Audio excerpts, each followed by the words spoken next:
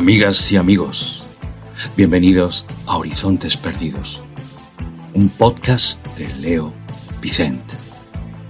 Entrad libremente por vuestra propia voluntad. Un viaje mágico para recuperar el centro. Sendas a los adentros. Geografía mítica y atlas espiritual para nobles viajeros.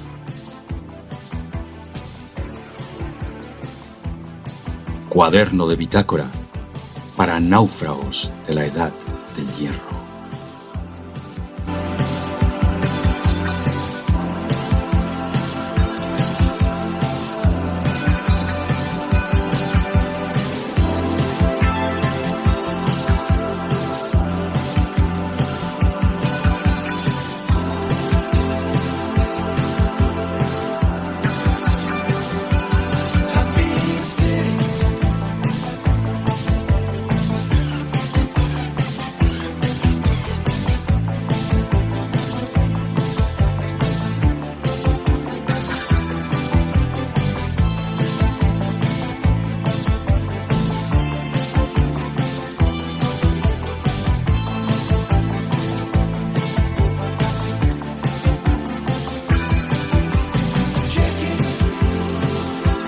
Podríamos titular la vida de Milarepa con algo tan sonoro como que fue la piedra que aprendió a arder.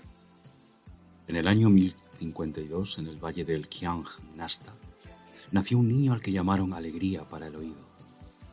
El nombre era una profecía que tardaría décadas en cumplirse, porque antes de ser alegría tuvo que ser tormenta, ceniza y vergüenza de los dioses. Cuando su padre murió, los tíos devoraron la herencia como lobos en invierno y convirtieron a la madre y los hijos en siervos de su propia casa. Comían los restos de los cerdos, vestían harapos mendigados. Los aldeanos lo lamentaban con esa cobardía particular, que consiste simplemente en no hacer, en lamentarse. La madre nunca perdonó. Y el rencor, cuando una madre lo destila, tiene una pureza venenosa que no alcanza ningún alquimista. Envió al hijo, al aprendiz del Dharma negro, al hombre vencedor irritado que enseña el mal, con los ahorros arrancados al maltrato y la humillación. Le dijo al despedirlo: si regresas sin haber demostrado tu poder, me mataré ante tus propios ojos. El hijo obedeció. Hay amores que son cadenas más pesadas que el odio. Solo, en una caverna donde jamás había entrado la luz del sol, vestido con la túnica negra de los adeptos de la sombra, Milarepa entonaba las letanías tenebrosas, mientras balanceaba el cuerpo con la mirada hundida en la oscuridad. Tenía el corazón reseco como madera muerta. 14 días pronunciando lo impronunciable bastaron. Las entidades que había invocado depositaron sobre el mandala las cabezas y los corazones aún sangrantes de sus parientes. La venganza estaba consumada. La madre también murió, la hermana desapareció y alguien la vio mendigar enloquecida por la comarca. Al paso de Milarepa, los ríos se secaban, las cosechas se echaban a perder y los pájaros caían muertos de las ramas. Milarepa huyó de la aldea destruida como huyen los fantasmas de los lugares que aman, sin poder irse del todo. Lo que lo salvó fue un pez.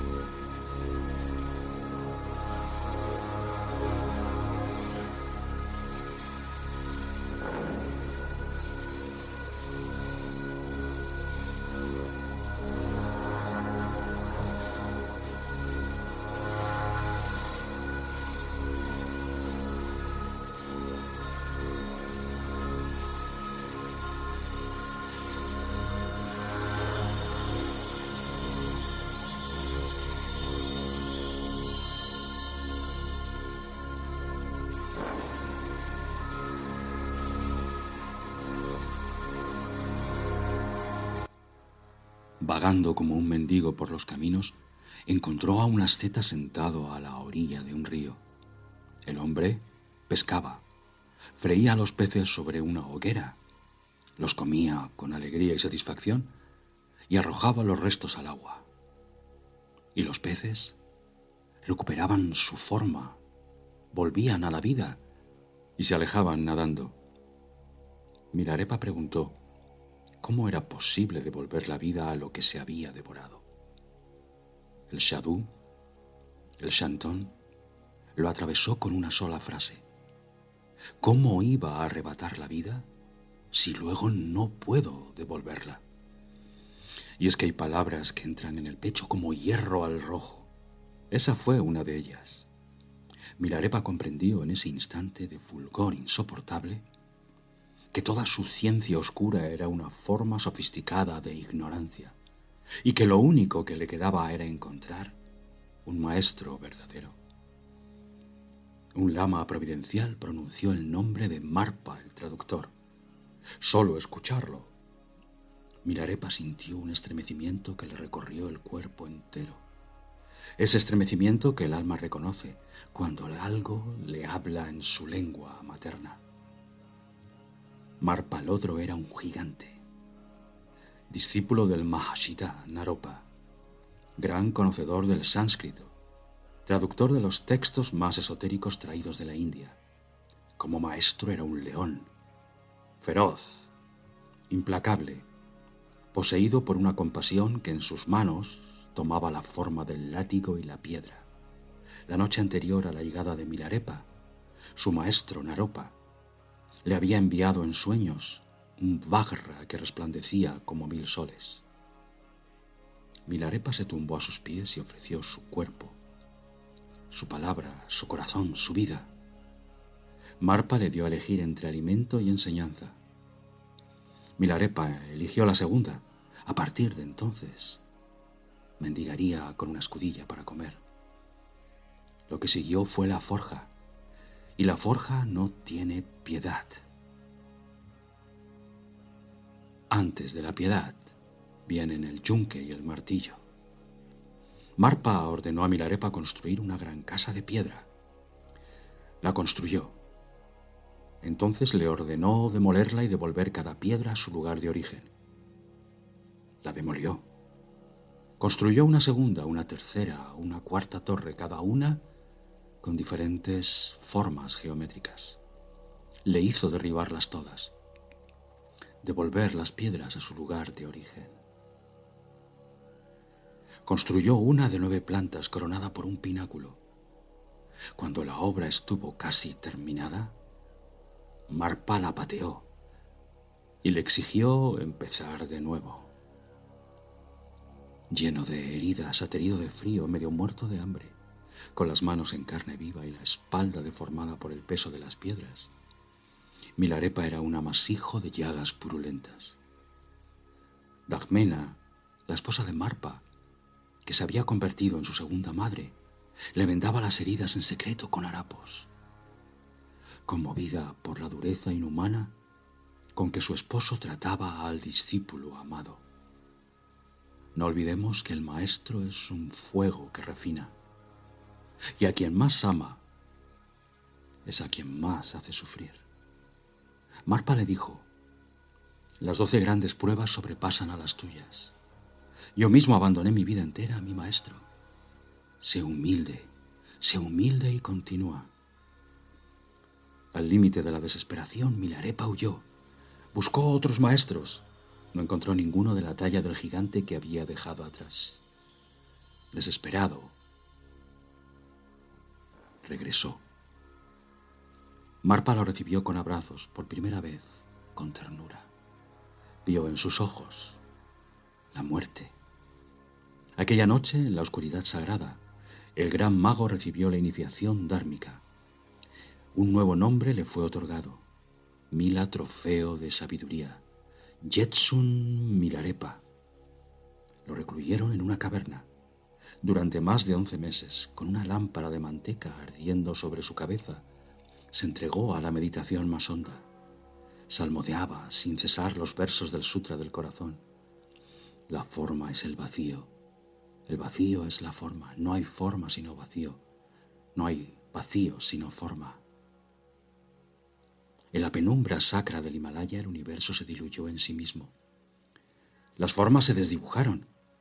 Los límites desaparecieron. El yo se extinguió como se extingue una vela cuando ya no tiene cera. Su cuerpo comenzó a exhalar una luz y un aroma que no pertenecían a este mundo del todo. El secreto que Marpa le reveló era de una simplicidad que solo los que llevan muchos años en el camino pueden comprender. El poder infinito del amor, del perdón, de la compasión sin fisuras hacia todas las criaturas. La llave que abre el portal de la liberación no tiene dientes extraños ni mecanismos ocultos. Es la más sencilla de todas las llaves, la más difícil de forjar. Milarepa vivió de ahí en adelante en cuevas y ermitas, soportando los inviernos tibetanos con sus poderes yógicos. Se alimentó durante años de ortigas, hasta que la piel se le volvió verde. Llegó a nutrirse únicamente de prana, de ki, de esencia vital, de anima mundi. Los animales salvajes, los dioses, los demonios y los devas acudían a visitarle, atraídos por ese aura de ternura infinita que irradiaba a quien una vez tuvo el corazón seco como una piedra de río. Amaba el canto y la poesía como Francisco de Asís. Expresaba su doctrina en canciones. Describió su estado. Durante el día cambiaba su cuerpo a voluntad. Su espíritu volaba por los cielos imaginando innumerables transformaciones. Durante la noche exploraba sin obstáculos el universo entero. Predicaba la ley sagrada a multitud de criaturas bajo centenares de formas. Milarepa realizó en esta preciosa vida y con su cuerpo el ideal místico del bodhisattva, del renunciante, aquel del sacrificio supremo. Según la doctrina de Mahayana o del gran vehículo, un bodhisattva es un ser que, habiendo alcanzado un elevadísimo estado de iluminación en el umbral mismo del paranirvana, decide, por un acto de suprema compasión, realizar el voto de la gran renuncia y retornar al mundo de la forma hasta que el último de los seres sintientes atraviese el portal de la liberación. Milarepa repetía a diario el sagrado voto del bodhisattva. Aunque los seres sensibles son innumerables, hago voto de salvarlos a todos. Aunque las ilusiones son inagotables, hago voto de trascenderlas todas. Aunque las enseñanzas del Dharma son ilimitadas, hago voto de aprenderlas todas.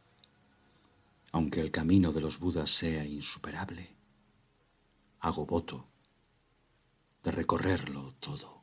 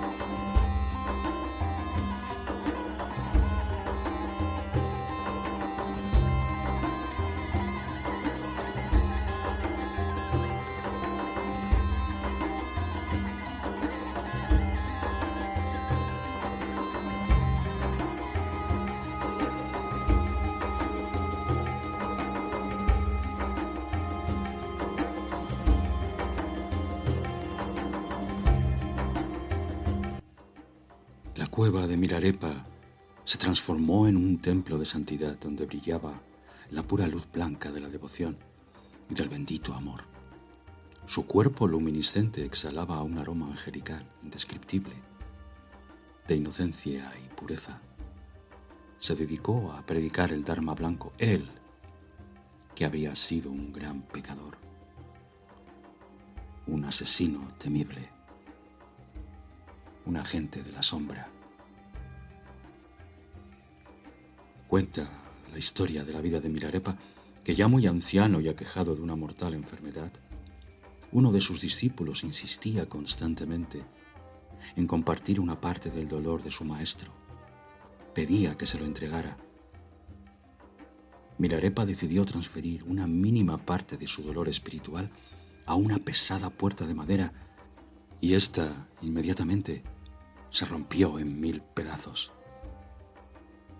El discípulo siguió insistiendo hasta que Milarepa cedió una 1000.000.000ª parte del sufrimiento moral y espiritual de un bodhisattva, del saco que cargaba a las espaldas. Y el aventurado alumno cayó fulminado allí mismo, muerto. Innumerables hechos de santidad jalonaron la vida de Jetsun Milarepa. Se cuenta que tras la muerte de su forma física, fue capaz de manifestarse en su aspecto glorioso frente a la hoguera en la que ardía su cuerpo, cantando a sus discípulos nuevos poemas e impartiéndoles sublimes y postreras enseñanzas. Dicen que en estos últimos momentos también cantó en éxtasis, junto a los que le seguían, exhortándoles a practicar intensamente el Dharma, sin perder un solo minuto de esta preciosa existencia humana.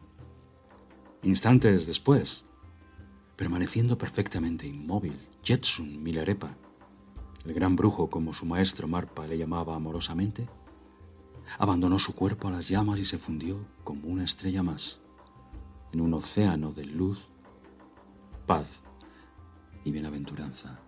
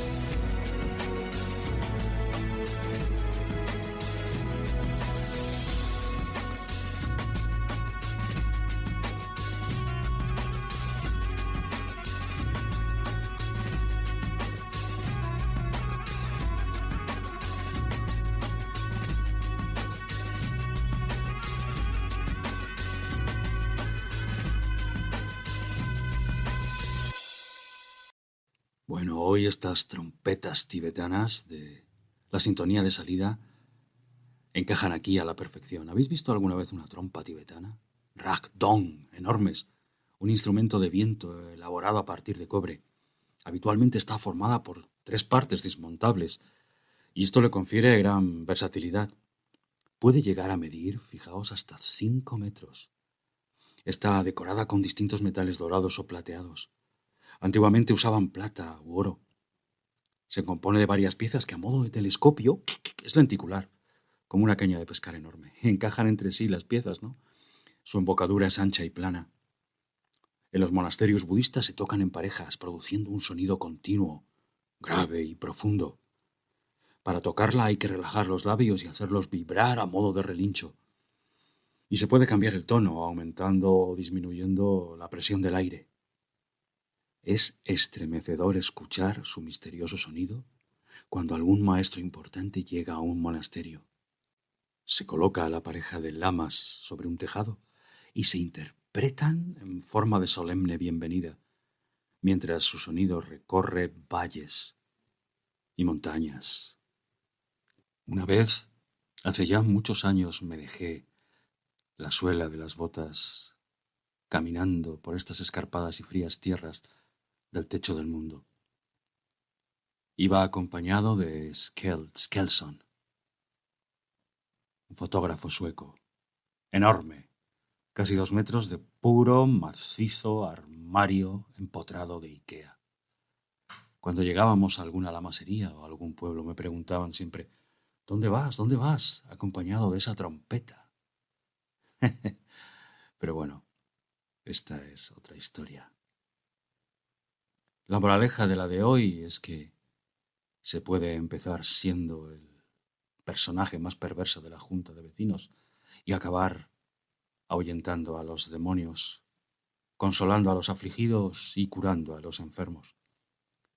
Cuando volvía de aquellas tierras, de aquel viaje, al subir al avión, me pareció compartir lo que escucharon los discípulos de Jetsun Milarepa frente a su pira funeraria, a saber, quizá un cántico, quizá una plegaria, quizá los postreros versos del Sutra del Corazón que dicen ir, ir, ir juntos, más allá del más allá, hasta la liberación última.